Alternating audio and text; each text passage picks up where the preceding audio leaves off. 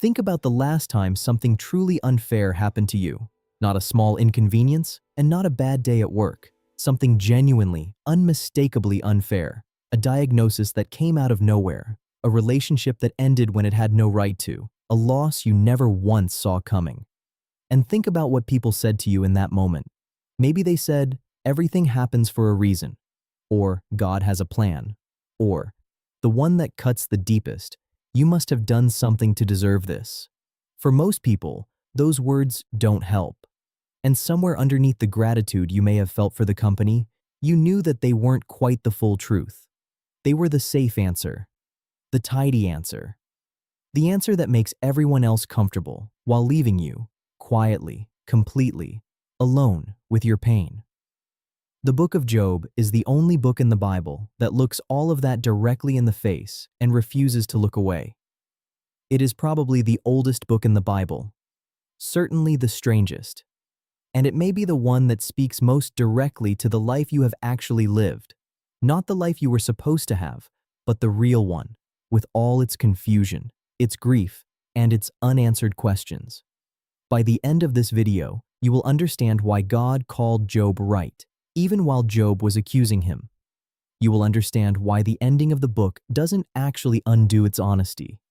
And you will understand the one question that Job's 3 friends, for all their wisdom and eloquence, never once thought to ask. What kind of book is this?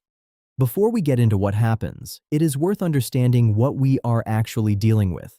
Job is not a simple story with a moral at the end. It is not a history book, a book of laws, or a collection of prophecies. It belongs to a category scholars call wisdom literature, the same family as Proverbs and Ecclesiastes, books that wrestle with the deep structural questions of human experience rather than telling the stories of kings or recording divine commands. But even within that family, Job stands completely alone. The book introduces its subject plainly and without ceremony. Job 1:1. There was a man in the land of Uz whose name was Job, and that man was blameless and upright, one who feared God and turned away from evil. He is not an Israelite. He has no connection to Abraham, to Moses, or to the covenant tradition that runs through the rest of the Hebrew Bible. He is simply a man.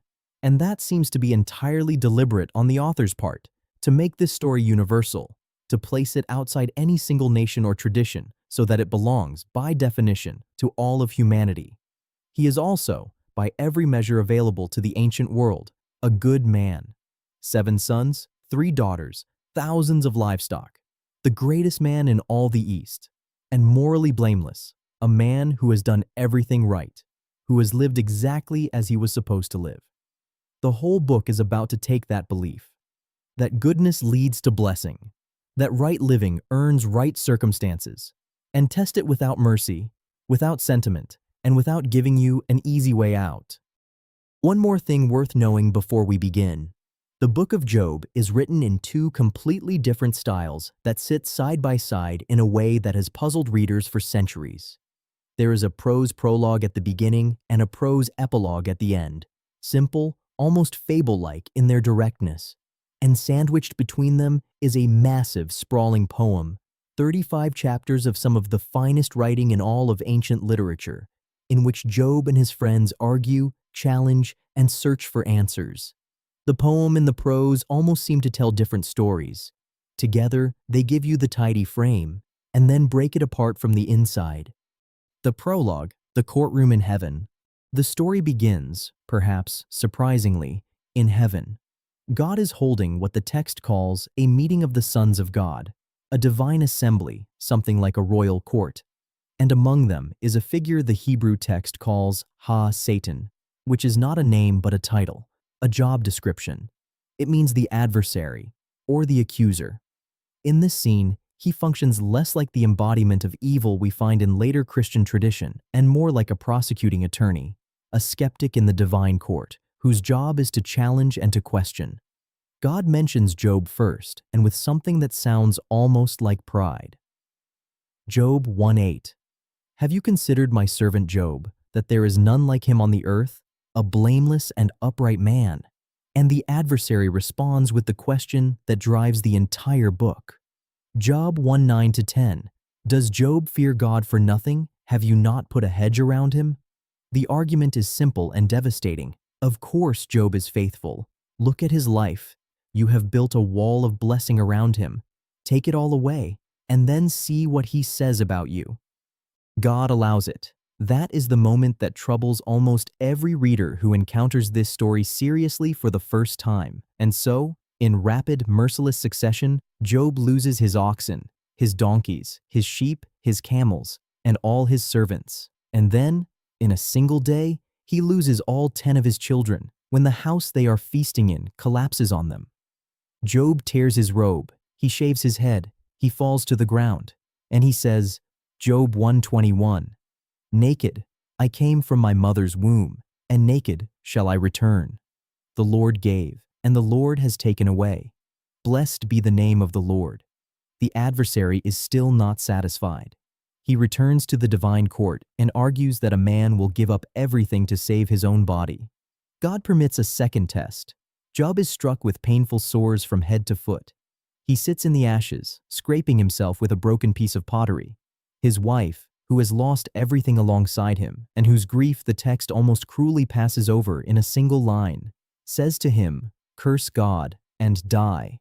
And Job answers her, Job 2:10, Shall we receive good from God, and shall we not receive evil? Then his 3 friends arrive, Eliphaz, Bildad, and Zophar. And when they see him, they do the one thing they will get entirely right in the entire book. They sit down beside him on the ground, and they say nothing for 7 days, because there are simply no words for what they are looking at. Then Job opens his mouth, and what comes out is not the patient, resigned man of the first 2 chapters. The breaking point of Job. After 7 days of silence, Job speaks, and the words that come out are raw, honest, and completely unfiltered. He does not thank God. He does not ask for healing. He curses the day he was born. Job 3:3, Let the day perish on which I was born. He wishes he had never come into existence. He longs for death the way a man longs for buried treasure. And he asks, with an honesty that cuts across 3,000 years, the question that millions of people have asked in hospital rooms and in the early hours of sleepless mornings. Job 3:20-21, Why is light given to him who is in misery, and life to the bitter in soul, who long for death, but it comes not? Stop and sit with that for a moment. That is not a verse you will find on a greeting card. That is not the kind of language most religious traditions know quite what to do with. But it is brutally, recognizably, unmistakably human. And anyone who has sat with real suffering, their own or someone else's, will recognize it immediately. Here is the crucial thing. The author of Job does not treat this outburst as a failure of faith. He does not interrupt the poem to note that Job sinned by saying this, or that this anger was itself a kind of wrongdoing. He lets Job speak. He gives Job's honesty the full weight and space it deserves. And that is the line that runs through this entire video. The line I want you to hold in your mind. The honest cry is more faithful than the pious silence. Job is not failing here. He is telling the truth. The friends, and why they get it wrong. Job's 3 friends each take their turn, and at first they seem entirely reasonable. They are educated men. They care about Job. They have traveled to be with him, and they believe, genuinely, that they are helping. But the theology they offer is simple to the point of being brutal. Suffering is the consequence of sin. If you are suffering, you did something wrong. Confess it, repent, and the suffering will end. The logic seems clean and even compassionate. The problem is that it does not match the reality standing directly in front of them. Eliphaz, the gentlest of the 3, goes first, speaking carefully of a vision he has received and suggesting that no truly innocent person suffers this way. Bildad is blunter, arguing that God is just and therefore Job must be guilty. Zophar is the harshest of all. He tells Job he should be grateful because he is probably receiving less than he actually deserves. Job argues back, at length, with a force and precision that grows sharper with every exchange. He does not quietly accept their explanations. He does not bow his head and search himself for hidden sins. At one point, he turns to them and says something that should stop every reader in their tracks. Job 13, 7-8. Will you speak falsely for God? Will you plead the case for God? He is accusing his friends, in the plainest possible terms, of being God's public relations team, of defending a comfortable theological system at the expense of the truth that is standing right in front of them, of choosing the safe answer over the honest one. Think about how many times in your own life you have been offered the safe answer when what you actually needed was the honest one.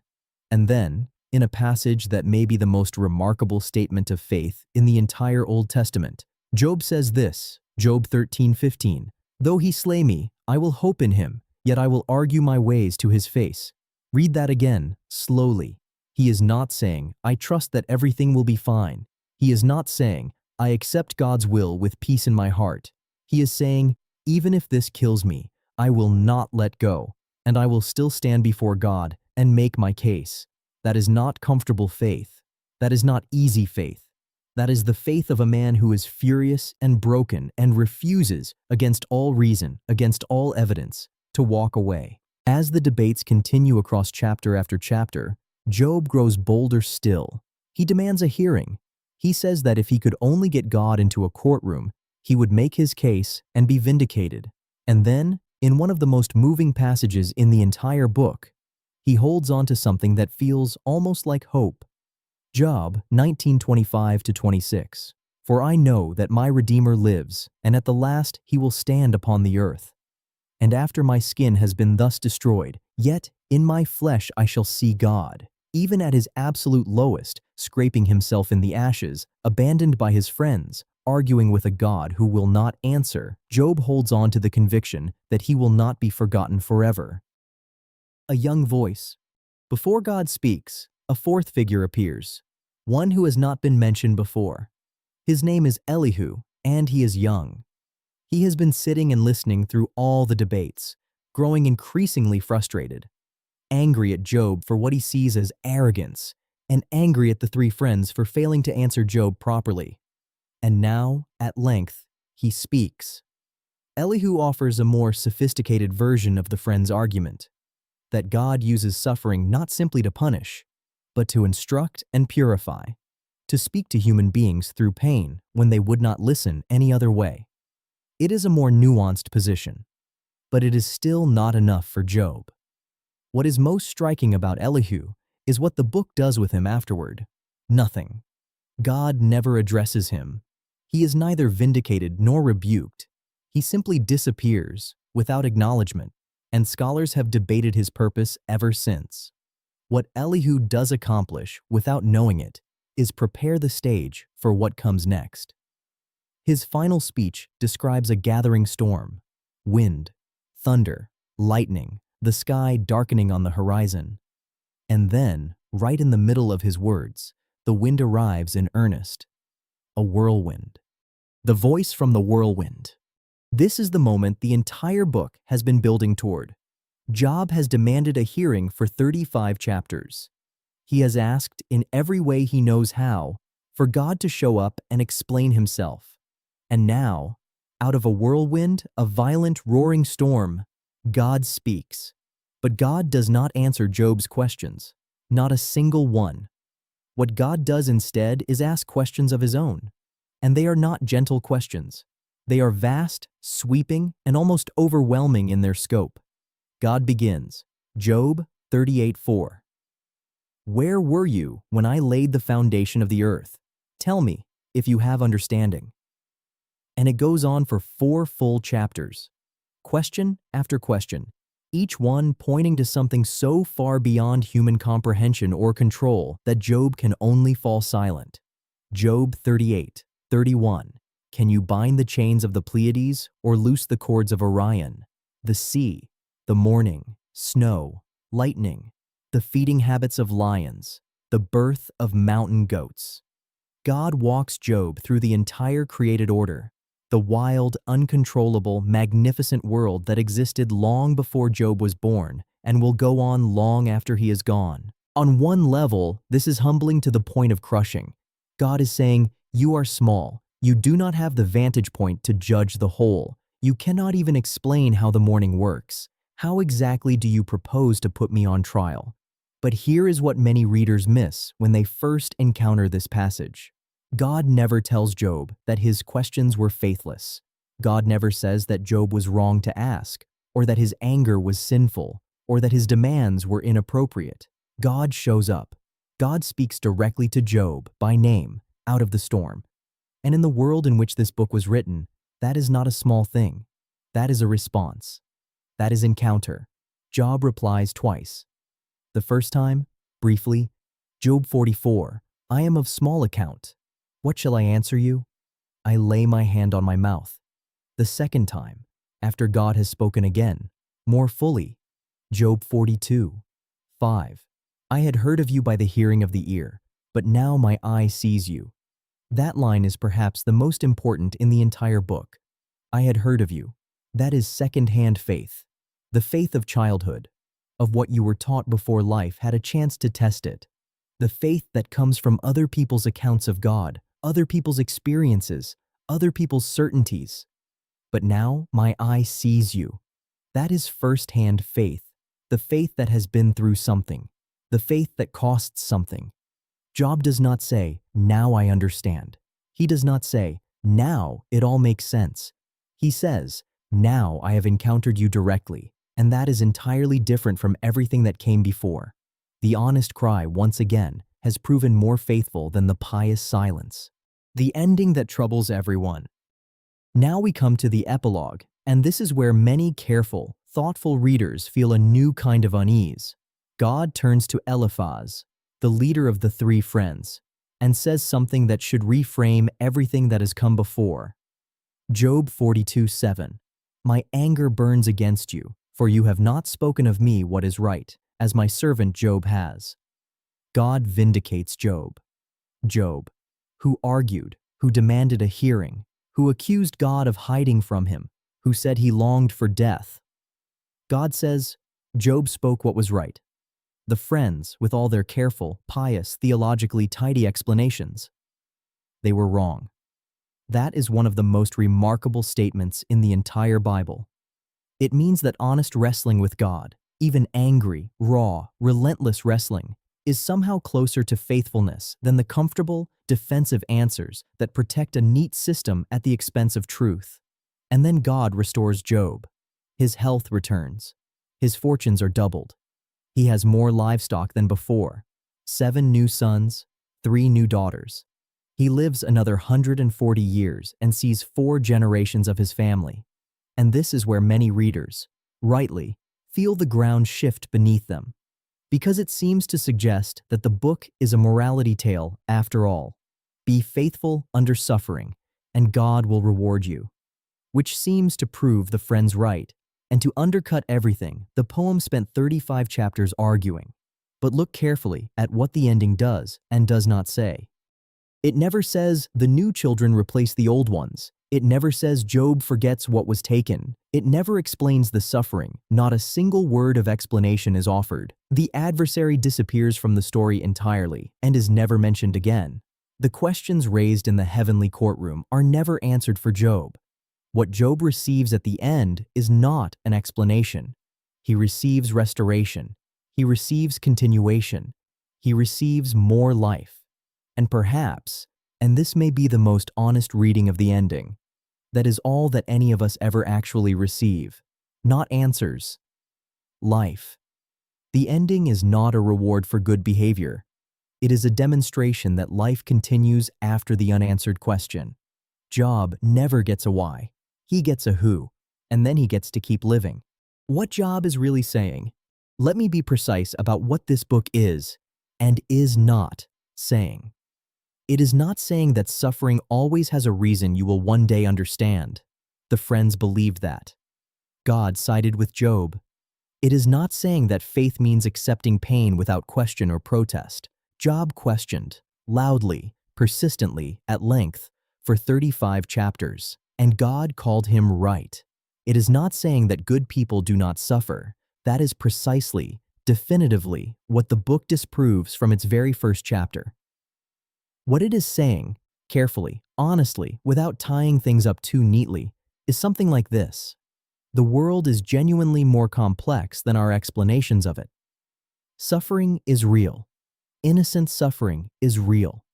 There is no formula, no prayer, no behavior, no theology that will fully protect you from it or satisfactorily explain it when it arrives. And yet, the honest cry is better than the pious silence. The raw question is more faithful than the comfortable answer. The person who sits in the ashes and argues with heaven is, somehow, stubbornly, against all expectation, closer to the truth than the person who has everything figured out. That is the thesis of this entire video. The honest cry is more faithful than the pious silence. Think about the people in your own life who have been through real hardship. The ones who lost a child, buried a spouse, received a diagnosis that changed the shape of everything. The ones who are honest about how hard it is, who don't reach for the easy comfort, who sit with the weight of it rather than rushing past it. Don't they feel more trustworthy than the ones who have all the answers? Don't their words carry a weight that easy comfort never quite manages? Job is the book for those people. It is the book for anyone who has ever felt that the gap between what life promised and what life delivered was simply too wide to paper over with a verse. It does not close that gap, but it says, clearly, honestly, with the full weight of 3,000 years behind it, you are not alone in it. Your honesty is not a failure. Your questions are not a betrayal. There's a reason this book has survived for thousands of years, not because it offers easy comfort or neat explanations, but because it tells the truth. It shows what suffering really feels like in the middle of it, uncertain, unresolved. It shows what faith looks like under pressure, raw, strained, barely holding on. And in the end, it offers not answers, but presence. Job 19:25. I know that my Redeemer lives. Job doesn't say he understands. He says he isn't abandoned, that this isn't the end. If you're in a season where questions are louder than answers, this book is for you. Not to fix it, but to remind you. You're not alone. And that is enough. If this gave you a new perspective, hit like. It helps others find it. For deeper, honest Bible discussions, subscribe and turn on the bell. See you in the next video.